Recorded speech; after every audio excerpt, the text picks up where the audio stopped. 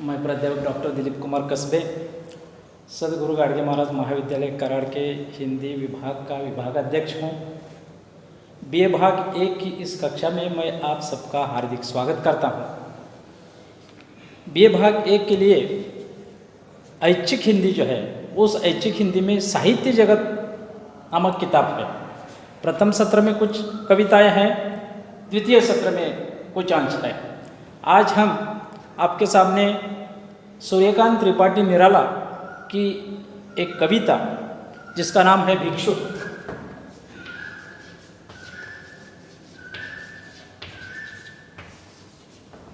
भिक्षुक के बारे में आपको बताएंगे। किसी भी कवि के बारे में जब हम बताना चाहते हैं या किसी भी कवि की कविता पर हमें जब विचार करना पड़ता है, तब उस कवि का जीवन परिचय जो है, वह जीवन परिचय पहले हमें देखना चाहिए, क्योंकि वह देखे बगैर उस कवि ने जो कविताएं या उस कवि ने जो साहित्य लिखा है, उस साहित्य के बारे में सोचना या उस पर विचार करना, मुझे तो ऐसा लगता है कि यह सर्वथा गलत है। क्योंकि वह किन परिस्थितियों से वहाँ तक आया हुआ है, उन परिस्थितियों से वह प्रभावित होता है, और इसी वजह से क्या होता है कि उसका जीवन परिचय जो है, वह जीवन परिचय हम लोगों को देखना अनिवार्य है।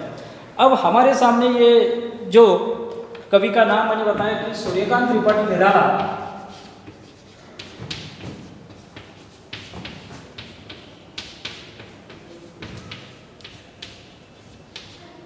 सूर्यकांत त्रिपाठी निराला हिंदी के एक जाने माने कवि है।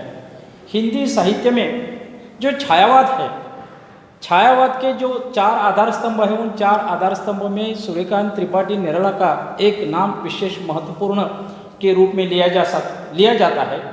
पंत, प्रसाद, निराला, ये छायावाद के 3 आधार स्तंभ है, और इन तीनों में प्राण फूंकने का काम महादेवी वर्मा ने किया हुआ है।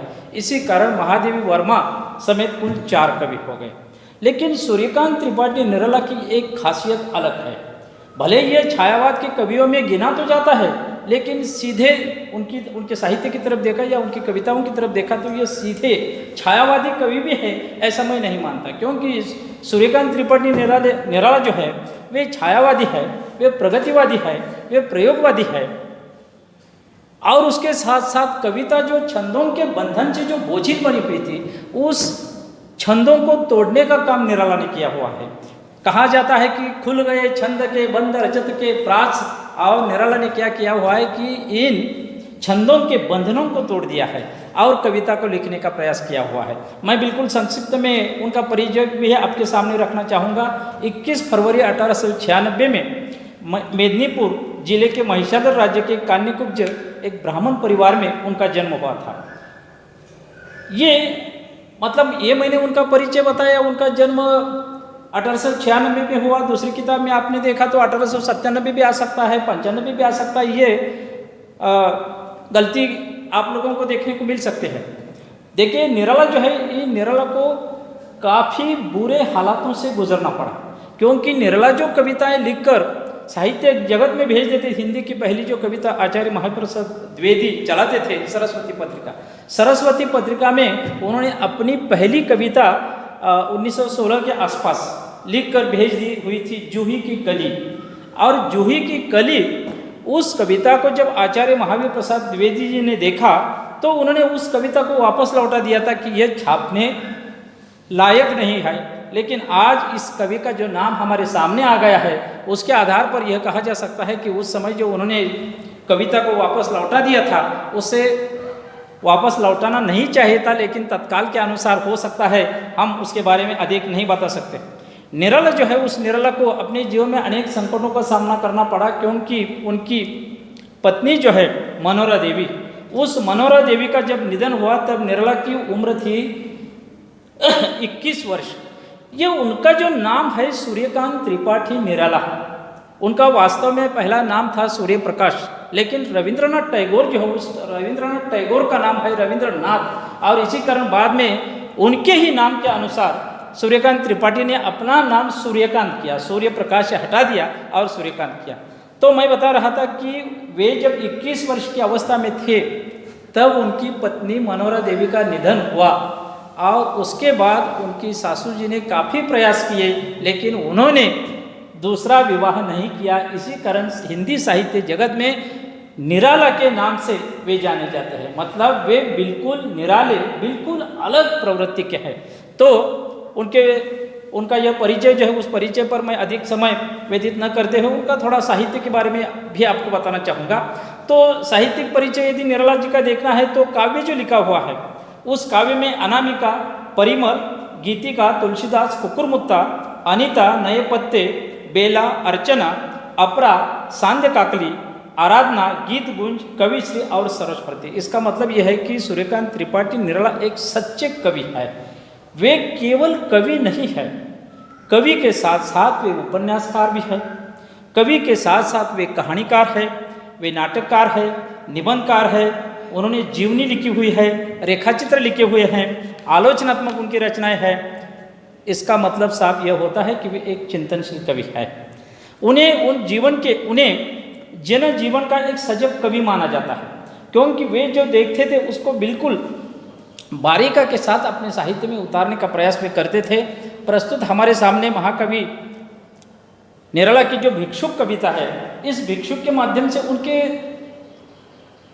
उनकी दो बातें हमारे सामने आ जाती है। एक तो उन्होंने किसी भिक्षुक को देकर यथार्थ चित्रण किया हुआ है, दूसरी बात यह है कि उस भिक्षुक में एक शक्ति भरने का प्रयास किया हुआ है, कि एक प्रयोगवादी विचार भी उनका यहाँ हमें देखने को मिलता है। भिक्षुक कविता महाप्राण निराला द्वारा लिखी गई है। प्रस्तुत कविता में कवि एक भिखारी और उसके दो बच्चों की दयनीय अवस्था का वर्णन इसमें कवि ने किया हुआ है। भिखारी की पीठ और पेट जब हम रास्ते पर देखते हैं किसी भिखारी को, तो बिल्कुल वे दुबले पतले से एक आध लकुटिया टेकते हुए हम लोगों को दिखाई देते हैं। तो उसी प्रकार इस कविता में कवि निराला ने एक भिक्षुक और उसके दो बच्चों का वर्णन किया हुआ है, उनकी दयनीय अवस्था का चित्रण किया हुआ है। भिखारी की पेट और पेट भूख मरी के कारण एक हो गए हैं। वे अपनी भूख मिटाने के लिए भीख मांगते हैं। कूड़े पर फेंके हुए झूठी पत्थरों को वे चाटते हैं, जिसके लिए उन्हें कुत्तों से भी छीना झपटी करनी पड़ती है, क्योंकि एक तरफ कुत्ते आड़े हुए हैं, दूसरी तरफ वे भिक्षुक, मतलब जहाँ जूठे पत्तल फेंक दिए गए हैं वहाँ एक तरफ कुत्ते आड़े हुए हैं और दूसरी तरफ ये भिक्षुक अड़ा हुआ है, क्योंकि कुत्तों को ऐसा लगता है कि यह कूड़े करकट पर जो पत्थर फेंके हुए ये भिक्षुक क्यों चाट रहा है, हमें वह मिलना चाहिए। इतनी दयनीय अवस्था आज हमारे देश में भिक्षुकों की बनी हुई है। तो दोनों के बीच छीना झपटी करनी पड़ रही है। भिक्षुक की यह दयनीय अवस्था को देखकर कवि के मन में अपने हृदय की सहानुभूति का अमृत, मतलब ये चाहते हैं कि मेरे हृदय में जो सहानुभूति का अमृत है वह अमृत मैं उन्हें दे दूंगा। हमारे सामने यह जो कविता है उस कविता का स्पष्टीकरण किए बिना तो हम, क्योंकि भिक्षुक पर यदि बोलना है तो विस्तार से बोला जा सकता है, लेकिन निराला ने जिस भिक्षुक का वर्णन इस कविता में किया हुआ है उस कवि को सामने रखकर ही हमें चित्रण करना चाहिए। जैसे वीर अभिमन्यु शत्रुओं के साथ अकेला लड़ा था। महाभारत के बारे में आप जानते हैं कि कृष्ण जब अर्जुन को बता रहे थे उस समय सुभद्रा के पेट में यह अभिमन्यु था, और जब कृष्ण बता रहे थे कि हमें भीतर कैसे जाना है, तो ये बात उस अभिमन्यु ने सुनी थी और उसके बाद सुभद्रा को नींद आई थी और बाद में वह सो गई थी। उसके सोने के बाद अभिमन्यु भी सो गया था, जिसकी वजह से केवल चक्रव्यूह के अंदर कैसे जाना है यह उसने जाना था, बाहर कैसे निकलना है यह वह नहीं जानता था। और इसी कारण क्या हुआ है कि इस भिक्षुक के बारे में भी निराला जो है वे निराला जी कहते हैं कि जैसे वीर अभिमन्यु शत्रुओं के साथ अकेला लड़ा, वैसे ये भिक्षुक के बच्चे समाज के शोषकों के साथ लड़ने की शक्ति प्राप्त कर सके।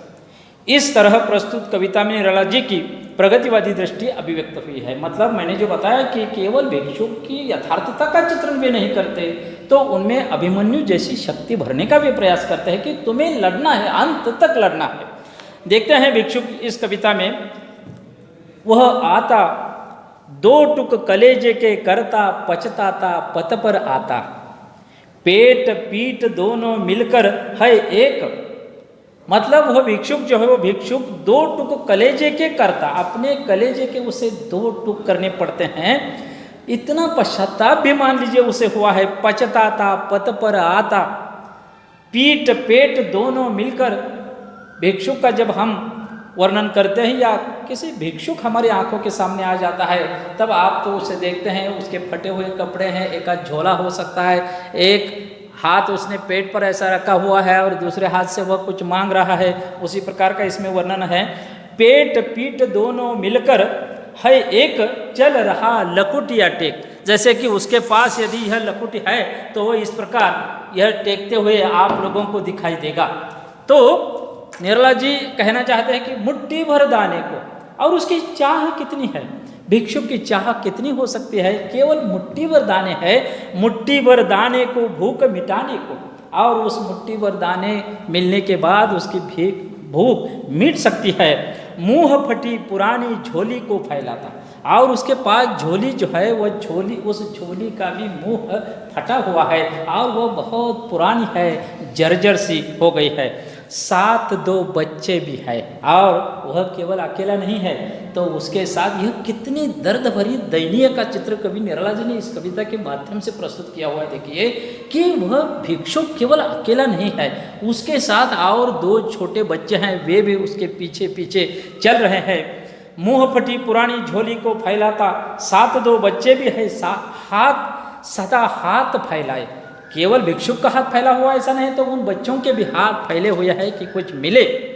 बच्चे से बाएं से वे मलते हुए पेट चलते, और यह बायां हाथ जो है, इस बाएं हुए हाथ से वे अपना पेट मल रहे हैं, क्योंकि इस पेट में उनके कुछ भी नहीं है, बाएं से वे मलते हुए पेट चलते हैं। और दाहिना हाथ, ये दाहिना हाथ जो है वह सदा सबके सामने वो फैला रहा है कि मुझे कुछ दे दो, मुझे कुछ दे दो, और दाहिना दया दृष्टि पाने की ओर बढ़ाएं, और दया दृष्टि पाने की ओर उनका वो हाथ सदा सामने है। भूख से सूख उठ जाते, और भूख लगी हुई है, हम लोग भी जानते हैं, सीधी हमें प्यास लगी हुई है, पानी वक्त पर नहीं मिल रहा है, तो उस समय भी हमारे ओठ सूख जाते हैं, और इनके तो पेट में कुछ नहीं है। और सहज है, स्वाभाविक है कि भूख से सूख उठ जाते, दाता भाग्य विधाता से क्या पाते। और ये दाता मतलब हमारे जैसे लोग जो रास्ते पर चलने वाले लोग हैं, वे उनके लिए दाता है, वे उन्होंने यदि उन्हें कुछ नहीं दिया, तो यहाँ बात आई है कि दाता भाग्य विधाता से क्या पाता। ये दाता जो है वो मानो उनके लिए भाग्य विधाता है। घूंट आंसू उनके पी कर रह जाते, और 10-20 लोगों को मांगने के बाद भी जब कुछ मिलता नहीं है, तो उनकी आंखों से आंसू बहते हैं, और उन आंसुओं को हमें उन्हें पीना पड़ता है। घूंट आंसुओं के पी कर रह जाते, चाट रहे जूठी पत्तल। ये जूठी पत्तल आप तो जानते हैं, जूठी शब्द का मतलब, अब पत्तल, ये पत्तल है मराठी में, जैसे कि यदि आप में से कोई समझ नहीं रहा तो मैं सीधे आपको मराठी में भी बता सकता हूँ, लेकिन मैं मराठी में नहीं बताऊंगा, क्योंकि मुझे मालूम है कि आप सबकी समझ में जूठी पत्तल का मतलब आ गया होगा। क्योंकि जूठ तो झूठ, मतलब जूठ शब्द जो है, जूठ तो मराठी में उसका मतलब आप सीधे समझते हैं, ऐसा नहीं है कि शब्द, यह शब्द बड़ा कठिन है। चाट रहे जूठी पत्तल, वे कभी सड़क पर है खड़े, कभी रास्ते के किनारे वे खड़े हैं, और झपट लेने को उनसे कुत्ते भी अड़े हुए।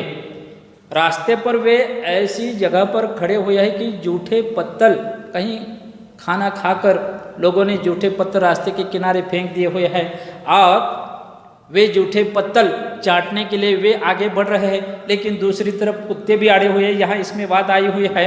और झपट लेने को उनसे कुत्ते भी अड़े हुए, मतलब कुत्तों जैसी जिंदगी उनको जीने की नौबत आई हुई है।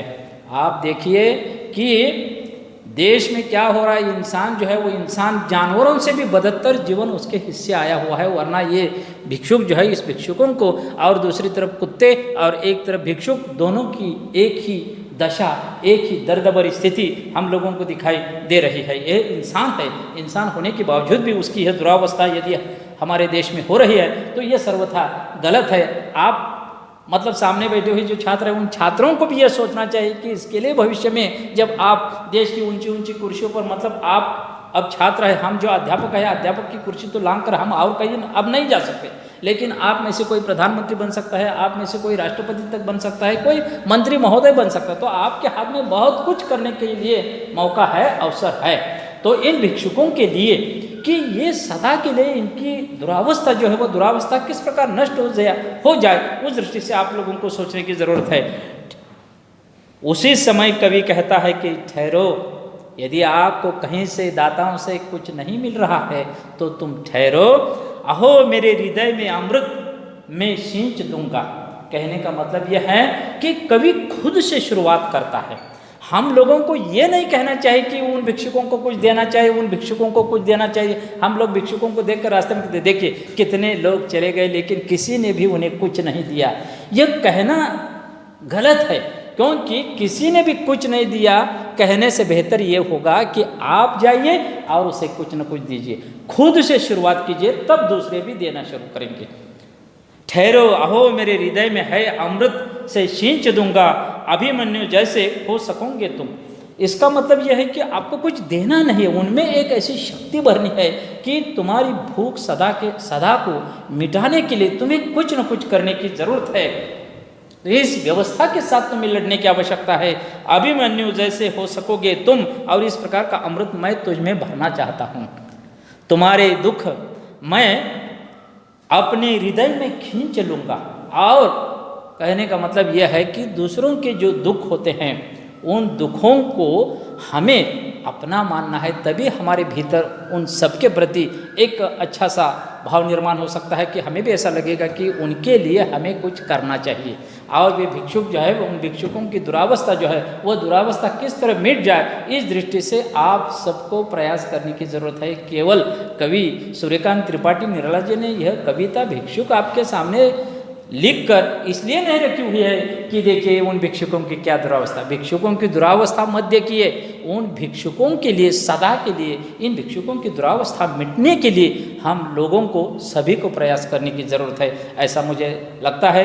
यदि मैंने यह कविता आपके सामने प्रस्तुत की हुई है, लेकिन इस कविता में से यदि कुछ बात आपकी समझ में नहीं आई होगी तो आपके पास जो किताबें हों उन किताबों में देखिए। जिस शब्द का अर्थ आपकी समझ में नहीं आया होगा आप मुझे बाद में भी पूछ सकते हैं या अभी भी पूछ सकते हैं, मैं कभी भी आपके लिए बताने के लिए तैयार हूँ। तो यदि फिर से मैं यह कहना चाहूँगा कि यदि इस कविता में से कुछ बात आपकी समझ में भी नहीं आई होगी तो बाद में भी आप मुझे पूछ सकते हैं। धन्यवाद।